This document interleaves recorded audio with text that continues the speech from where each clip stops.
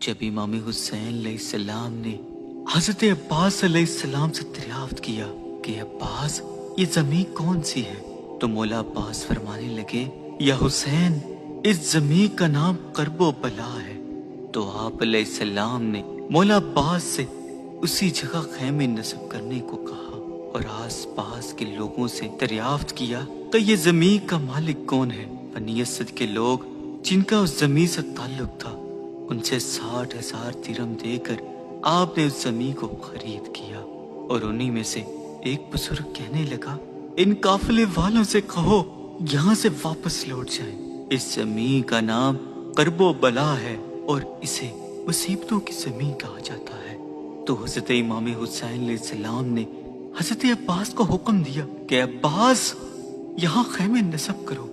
جب یہ خبر یزید اور ابن مرجانہ تک پہنچی کہ ہماری فوج کا سالار حر امام حسین علیہ السلام کے ساتھ عزت اور احترام سے پیش آ رہا ہے اور یہ کیسے اس کو قتل کرے گا، تو اس معلوم نے عمر بن سعد اور شمر سے کہا کہ جاؤ ہزاروں کی فوج لے کے حسین کو چاروں طرف سے گھیر لو اور حر کو اس کے عہدے سے ہٹا دو۔ تو وہ معلوم کہنے لگا کہ مجھے حسین کا سر چاہیے۔ تاریخ میں آتا ہے کہ اس فوج نے سب سے پہلے آتے ہی یہ حکم نافذ کیا کہ آل رسول کے خیام محل سے ہٹائے جائیں، اور قاضی عباس نے جلال دکھایا تو امام حسین علیہ السلام نے حضرت عباس علیہ السلام سے فرمایا کہ عباس صبر کرو، میرے نانا نے پہلے ہی بتایا تھا کہ ہمارے خون سے اسلام بچے گا۔ دنیا نے رسول اللہ کے خاندان کی شجاعت تو دیکھی ہے، اب رسول اللہ کے خاندان کا صبر دیکھے گی۔ نہر سے خیام کو ہٹایا گیا اور 7 محرم کو امام حسین علیہ السلام کا پانی بند کیا گیا، اور جیسے ہی 7 محرم سے 8 محرم اور 9 محرم تک حضرت حر نے دیکھا کہ سب سے پہلے رسول اللہ کے نوازے کا رستہ میں نے روکا، میں کیا منہ دکھاؤں گا، اپنے اللہ کو کیا جواب دوں گا جب روز محشر اللہ مجھ سے سوال کرے گا اور حسین کے قاتلوں میں میرا نام آئے گا۔ اور جناب حر اپنے خیمے میں سنتے ہیں کہ امام حسین علیہ السلام کے قیام سے معصوم بچے ہائے پیاس کو پانی کے لیے ترس رہے ہیں، اور ان کے خیموں سے پیاس کی صداؤں کی آوازیں گونج رہی ہیں۔ یہ سن کر جناب حر چیخ کے روتے ہیں اے اللہ مجھے معاف کرنا۔ بس جیسے ہی 10 محرم کا سورج طلوع ہوتا ہے تو حر اپنے بیٹے سے کہتے ہیں میرے ہاتھ کو رسیوں سے باندھ دو اور مجھے میرے آقا امام حسین کی خدمت میں لے کر چلو۔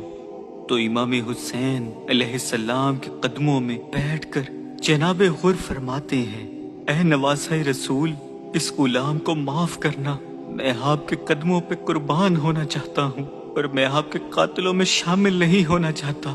تو امام حسین علیہ السلام نے جناب حر کو دیکھ کر فرمایا اے حر، رہتی دنیا تک میرے چاہنے والے تجھے سلام کریں گے کہ دنیا کی دولت کو ٹھکرا کے رسول اللہ کی شفاعت پانے کو چلا ہے۔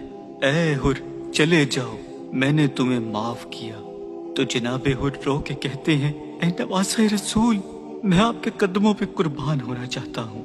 جیسے ہی امام حسین علیہ السلام نے حضرت حر کو اجازت دی تو حضرت حر کا بیٹا کہنے لگا اے میرے پاپا، یہ مجھ سے برداشت نہیں کہ میں زندہ رہوں اور میرا پاپا میرے سامنے شہید ہو جائے، پہلے اجازت مجھے دیجیے کہ میں میدان میں جاؤں۔ تو جیسے ہی جناب حر کے بیٹے کو اجازت ملی، آپ میدان میں گئے اور شیر کی طرح حملہ کیا، اور فوج یزید حیرت سے پوچھنے لگی کہاں یہ لاکھوں کی فوج اور کہاں یہ معمولی سا بچہ، کیوں مرنے کے لیے آئے ہو؟ تو جواباً حر کے بیٹے نے کہا اے بدبخت، تم لوگ دنیا کی دولت کے طلبگار ہو اور ہم رسول اللہ کی شفاعت کے۔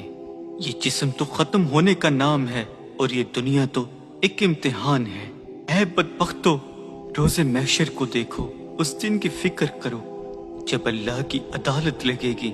آپ کے یہ الفاظ یزیدی فوج کے سننے تھے کہ یزیدی فوج نے ایک دم سے آپ پر حملہ کیا، اور حر کا شہزادہ جب لڑتے لڑتے زخموں کی تاب نہ لا سکا تو جناب حر اپنے بیٹے کو دیکھ کر میدان کربلا کی جانب دوڑتے ہیں، اور جیسے ہی अपने बेटे की लाश को आए तो देखे तो इमाम हुसैन अलैहिस्सलाम के बेटे के सर को अपनी गोद में रख के प्यार कर रहे हैं।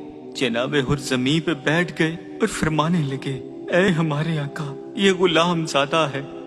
तो इमाम हुसैन अलैहिस्सलाम ने फरमाया, ऐ हुर, औलाद का जख्म दुनिया का सबसे बड़ा जख्म होता है। कभी किसी बाप को जवान बेटे का लाशा उठाना न पड़े।